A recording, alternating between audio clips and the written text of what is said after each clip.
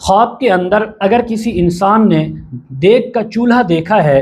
یا جس پر روٹی کھانا پکایا جاتا ہے تو اس کی کئی تعبیریں ہیں۔ حضرت علامہ ابن سیرین رحمۃ اللہ علیہ فرماتے ہیں، خواب کے اندر اگر کسی انسان نے چولہا دیکھا ہے تو یہ گھر کا مالک بننے کی تعبیر ہے، عورت نے دیکھا تو گھر کی مالکہ ہونے کی تعبیر ہے۔ اگر کسی نے خواب میں دیکھا کہ اس کے پاس چولہا ہے یا کسی نے اس کو چولہا دیا یا اس نے خریدا ہے تو یہ اپنی بیوی کو، عورت کو گھر میں لانے کی تعبیر ہے۔ اگر کسی عورت نے خواب کے اندر دیکھا کہ اس کے گھر میں چولہا تو تھا لیکن وہ چولہا ٹوٹ گیا ہے اور وہ 2-4 ٹکڑے ہو گیا ہے تو یہ گھر کا مالک یا مالکہ کے وفات پانے کی تعبیر ہو سکتی ہے۔ حضرت جابر مغربی رحمۃ اللہ علیہ نے فرمایا، خواب کے اندر اگر کسی نے چولہا دیکھا ہے تو یہ گھر کا مالک طاقتور اور قوی ہونے کی تعبیر ہے جو کسی سے ڈرتا نہیں ہے۔ مزید اگر آپ اس کے متعلق تعبیریں، وظائف، مسائل پوچھنا چاہتے ہوں،